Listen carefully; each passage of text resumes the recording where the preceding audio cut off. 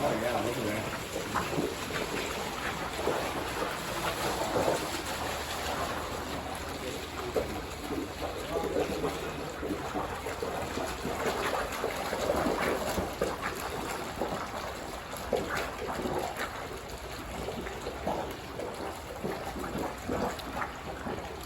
So as the water, so you run this PVC pipe up, it goes back into the wall. Between the first and second story, somewhere there's a leak.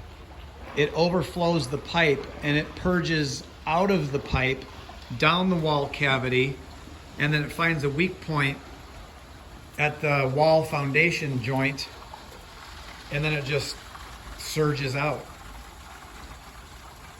So the solution, let's see how much water this is. Our solution is we're going to find the roof drain up there. We're going to cut a hole in this wall or